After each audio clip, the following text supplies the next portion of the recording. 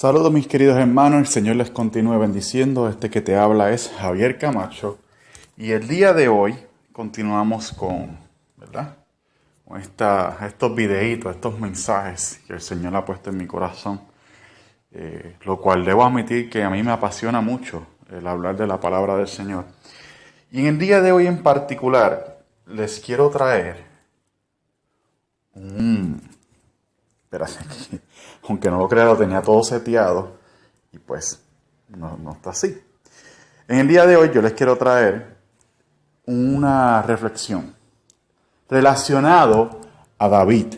Todo el mundo conoce la historia del rey David. Pero cuando uno comienza a leer la palabra, ¿verdad? Y empieza a estudiarla, a escudriñarla, a mirarla desde diferentes ángulos, uno empieza a sacar de ella una serie de conocimientos, una serie de tips, se pudiera decir, que nos ayudan no solamente a encaminar y a mejorar nuestros pasos, y enderezar nuestros pasos y mejorar nuestra vida, sino que nos enseña cómo comportarnos cuando estamos con otras personas, especialmente con personas que no necesariamente conocen a Jesús o no conocen su palabra. El día de hoy yo quiero hablarles de Primera de Samuel, capítulo 24. Apenas voy a leer los primeros versículos, pero es porque a mí me parece interesante la actitud de Saúl y la actitud de David. Antes de leerlo, yo les voy a resumir bien rapidito. Saúl fue rey de Israel, el cual fue, ¿verdad?, ungido por Dios, escogido por Dios y ungido por el profeta Samuel. ¿Qué pasa? Saúl no hizo las cosas, ¿verdad?, que Dios le había pedido. Y Dios le dice a Samuel: me pesa haber escogido a Saúl, por ende tengo que escoger a otra persona, voy a escoger a otra persona. Obviamente no estoy citando la Biblia al pie de la letra, estoy parafraseando, estoy resumiendo. Por eso es que David es escogido. Cuando David es escogido, pues ahí es que empieza el revolú, las discusiones, las peleas entre Saúl y David. Saúl le tenía muchos celos a David. Cabe mencionar que David era el que tocaba el arpa, porque había un espíritu maligno enviado por Dios. Por eso es que es interesante leer la Biblia, porque inclusive los espíritus responden a la autoridad del Señor Jesús, de Dios. Y cuando este espíritu maligno, dice la Biblia, que atormentaba a Saúl, David era el que lo calmaba mientras tocaba música. Pero en sus celos, en su envidia, en su contienda, quería constantemente matar a David. Ahora, este capítulo per se, en Primera de Samuel, capítulo 24, tiene algo que a mí me fascina. Y dice lo siguiente: y cuando regresó Saúl de perseguir a los filisteos, le dieron la noticia de que David estaba en el desierto en Engadí.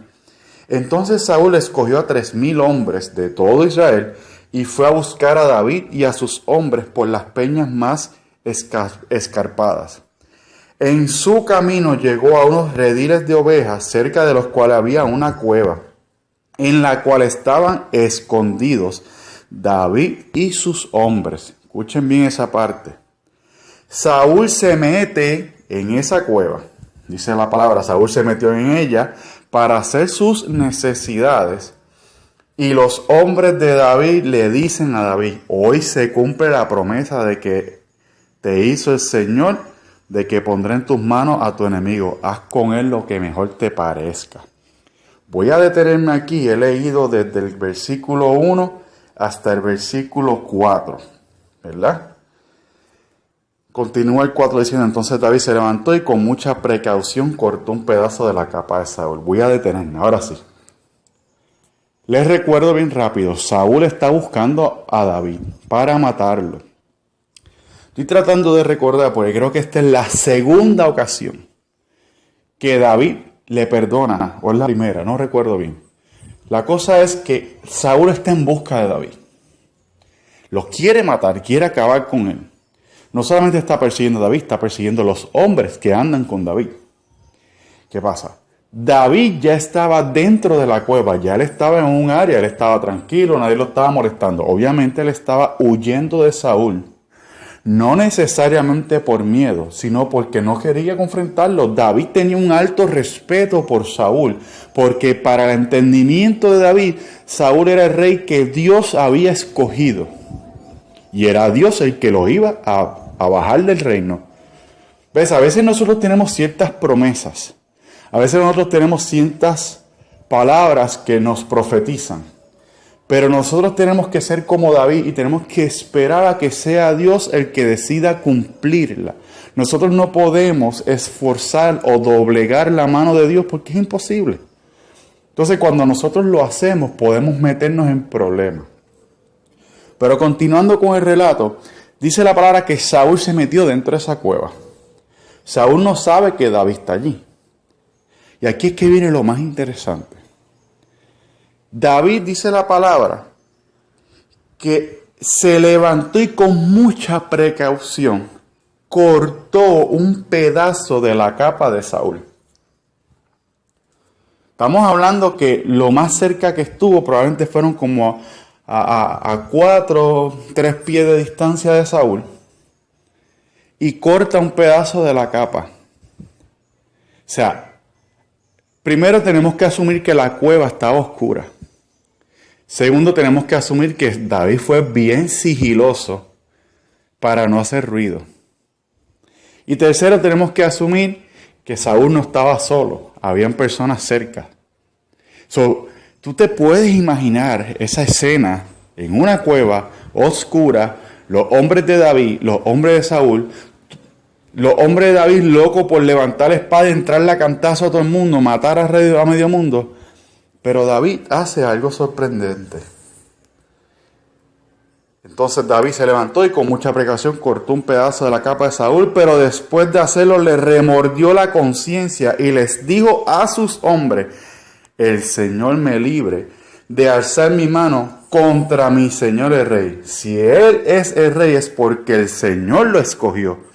De este modo refrenó David a sus hombres y no les permitió atacar a Saúl, el cual salió de la cueva y siguió su camino. Aquí hay una doble enseñanza. La primera enseñanza es paciencia. Y la segunda enseñanza es confianza. La paciencia y la confianza van amarradas de la mano. David tuvo paciencia. Él tenía la oportunidad de, por sus propios actos, tener justicia, hacer justicia. Y cuando fue a hacerlo, se remordió. Remorderse significa repensar en el acto que estás haciendo, para entonces simplemente detenerlo. O después que comenzaste un acto, decir: no, yo no puedo continuar con esto, esto está mal. David sabía y reconocía que Saúl había sido escogido por Dios.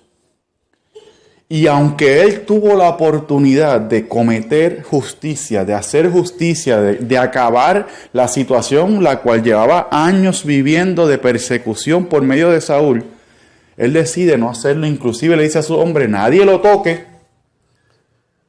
Nadie lo toque. Lo más interesante es que después dice: de este modo refrenó David sus hombres y no les permitió atacar a Saúl, el cual salió de la cueva y siguió su camino. Pero enseguida David salió de la cueva atrás de él y le gritó a Saúl diciendo: majestad, majestad. Saúl miró hacia atrás y David, inclinándose hacia el suelo en señal de reverencia, le dijo: ¿por qué acaso su majestad quienes le dicen que yo busco mal?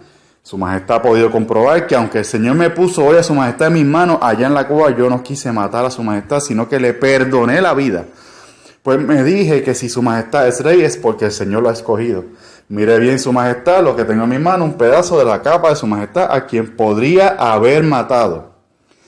Con eso puede darse cuenta, majestad, de que yo no he pensado en hacerle daño ni traicionarlo, ni tampoco le he faltado. Sin embargo, su majestad me persigue para quitarme la vida. Que el Señor juzgue entre nosotros dos y me vengue por su majestad. El resto del capítulo, Saúl le habla, se arrepiente temporariamente de querer matar a David. Pero aquí viene la parte interesante de toda esta enseñanza. ¿Cuántas veces nosotros, yo personalmente he pasado momentos de juicios, donde hay personas que han querido acabar conmigo, han querido acabar con mi vida ministerial, han querido sacarme inclusive de la iglesia. Se levantaron en mi contra diciéndole a varias personas que por culpa mía, inclusive habían personas que se estaban apartando de los caminos del Señor. Y yo en muchas ocasiones quería, oye, le soy sincero, yo soy un ser humano, yo quería arrancarle la cabeza a estas personas. Y no literalmente, sino de una manera simbólica. Yo quería pararme frente a ellos, yo quería gritarle, yo quería agarrarlos por las manos y jamaquearlos y decirle, ¿qué te pasa conmigo? Yo deseaba que la iglesia completa supiera el problema para que me ayudaran a resolverlo, pero el Señor no me lo permitió. Lo que sí me dijo es, la justicia va a ser mía.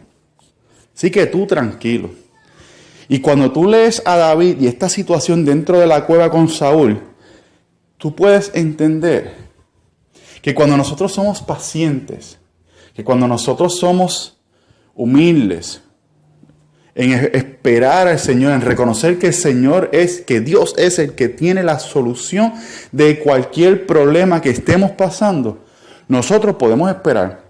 Todos sabemos la historia, Saúl termina muriendo. Inclusive él mismo se quiere quitar la vida porque tiene miedo de que los filisteos lo acaben. David termina siendo rey de Egipto, Dios mío, Señor reprenda, rey de Israel. Pero si David hubiese cometido una transgresión, hubiese matado a Saúl, yéndose por encima de la voluntad de Dios, ya David había sido consagrado por el Señor como rey. No había necesidad de acelerar las cosas. Él esperó en Dios. Él aguantó en su dolor. Tuvo la oportunidad de acabar el problema, pero él aguantó. Y aquí es que viene mi exhortación en el día de hoy a ustedes. Yo sé que muchos de ustedes tienen que estar pasando por situaciones de dolor donde hay personas señalándoles. Probablemente les señalan por su estilo de vestir. Probablemente les señalan porque son cristianos. Probablemente les señalan por su físico. Probablemente les señalan por su forma de hablar. Probablemente te señalan por su forma de cantar o por tu forma de ser. Y podemos seguir añadiéndole. Pero tú tienes que entender que la justicia es del Señor. Probablemente han ido en tu contra por alguna situación que sucedió y no te han dado la oportunidad de defenderte. Probablemente han hablado a tus espaldas y no te han dado la oportunidad de aclarar la situación. O ni siquiera te han dicho qué fue lo que tú hiciste mal o qué has hecho bien. Y hoy yo estoy aquí grabando este audio para decirte que te detengas en cualquier pensamiento y que te detengas en cualquier acción que tú quieras cometer o hacer en contra de estas personas. Porque tu confianza tiene que estar puesta en Dios. Tu confianza tiene que estar puesta en Jesús, de que Él hará justicia.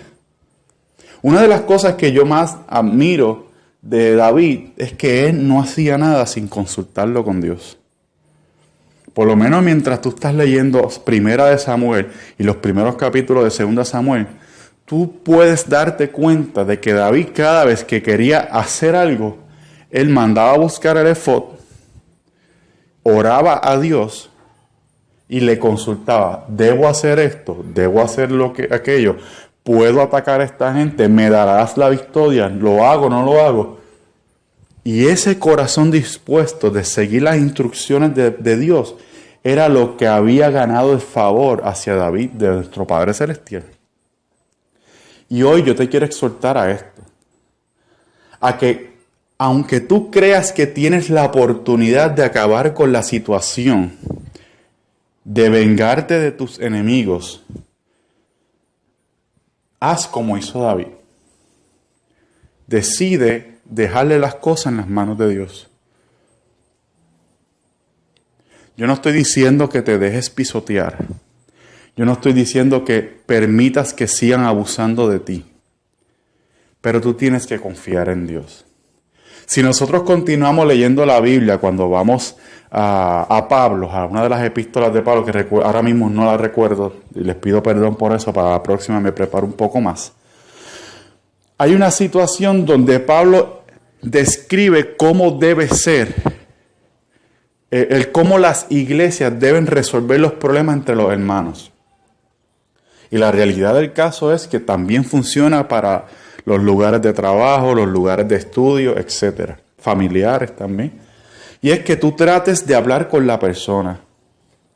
Si tú tratas de hablar con la persona y aún así la persona nada que ver, no quiere escucharte, sigue habiendo problemas, entonces tú buscas a una tercera persona, un testigo, que sirva de intermediario para tratar de resolver la situación. Si aún así la persona no quiere hacer nada, entonces tú llamas a los ancianos de la iglesia o a la autoridad de la iglesia. En mi caso serían mis pastores principales, los que son los que administran la iglesia. Si aún así esa persona con la cual tú estás teniendo algún tipo de problema no quiere reaccionar, la palabra dice que lo des por loco. Pero en todo ese proceso tú tienes que seguir orándole a Dios para que Dios no solamente te perdone a ti, sino perdone a esa persona. Para que te enseñe a ti a reconocer cuáles son tus errores. Y para que puedas entender los errores de la otra persona, no para sacárselos en cara, sino para perdonar. Sino también para ayudarle, ¿verdad?, a que mejore esas actitudes. Para entender, porque a veces nosotros pensamos, no es que esa persona es mala de por sí, no. A lo mejor esa persona viene con un problema desde su niñez, en la cual fue maltratada o maltratado. Y este tipo de situaciones nosotros solamente las vamos a poder ver a través del ojo de la oración a Dios. Y por eso es que a mí me fascina toda esta historieta de David y Saúl. Y es porque David fue paciente y fue humilde. Él esperó a que fuera Dios que resolviera su problema. La historia continúa, hermanos, hermanas. Y usted va a seguir teniendo problemas en su vida con otras personas. Obviamente estos problemas se minimizan a la luz de que nosotros sigamos creciendo en el Señor Jesús. Pero nosotros no estaremos destituidos de ninguna situación negativa para nuestras vidas. ¿Por qué? Porque las situaciones son los que nos ayudan a crecer. Y esa es mi exhortación para el día de hoy. ¿Cuál es el problema que te está agobiando? ¿Cuál es la situación? ¿Quién está atentando en tu contra? Y una vez que tú sepas eso, puedes entonces ir a Dios y poner tu carga sobre Él. Pedirle a Dios que te ayude a resolver el problema. Sobre la situación que les mencioné, gracias a Dios, me ha permitido yo dar el primer paso con una de las partes. Y en la otra parte, que la cual de mí habló, gracias a Dios me están saludando en la iglesia. Me exhortan el saludo, me dicen Dios te bendiga. Y yo me sorprendo, pero es parte de lo que Dios hace en el corazón del ser humano. Y eso es lo que hace cuando tú esperas en Dios. Porque cuando no esperamos, lo dañamos. Mira lo que le pasó a Saúl. Saúl, por no obedecer a Dios, fue destituido como rey. El mismo Samuel se lo dijo, mira, tú estás mintiendo, ya tú no estás, olvídate de eso, relájate y coopera. Pero Saúl no quiso cooperar. Eso es lo que le pasa a la gente cuando se descarrila y no deja que sea Dios el que ordene y el que pelee la batalla. Así que les exhorto. Y si usted no me cree o si usted entiende que yo estoy mal, pues mire, vamos a discutirlo, vamos a hablarlo, lo dialogamos. Porque en el diálogo podemos entendernos, no en la discordia ni en la discusión. Y para darte un poquito más de luz de cómo es que Dios trabaja las batallas de sus hijos, solamente lea a Jesús en los evangelios. Jesús fue escupido, fue abofeteado. Él con una sola palabra podía haber detenido todo, pero él aguantó y esperó a la voluntad de Dios. Y si la voluntad de Dios es que nosotros pasemos juicio, ¿quiénes somos nosotros para decir que no? Así que mis hermanos, que Dios te bendiga, que Dios te guarde, que el Señor siga impartiendo bendiciones maravillosas en tu vida. Pero por sobre todas las cosas te exhorto que leas la palabra de Dios, que busques entenderla para que estos tesoros, estas piedritas de oro, como le pudiéramos llamar, enriquezcan tu vida espiritual. Sé paciente. Espera que Dios es el que va a poner las cosas en orden. Ama a la persona que está buscando tu mal. Ama a esa persona. Pídele a Dios por ella o por él, para que tú seas librado de toda culpa de atentar en contra de su vida o atentar en contra de su estatus emocional o de su persona. Someteos a Dios vuestros pensamientos. Todo lo que es de nosotros lo sometemos a Dios y dejemos que Dios haga justicia. Si quieres estudiar más este capítulo, recuerde 1 Samuel capítulo 24. Les exhorto a que lo lea y que saque una conclusión del comportamiento de David en contra de una persona que estaba buscando provocarle la muerte, y de cómo Dios trabaja en nuestros corazones y dejamos que sea Él el que haga justicia.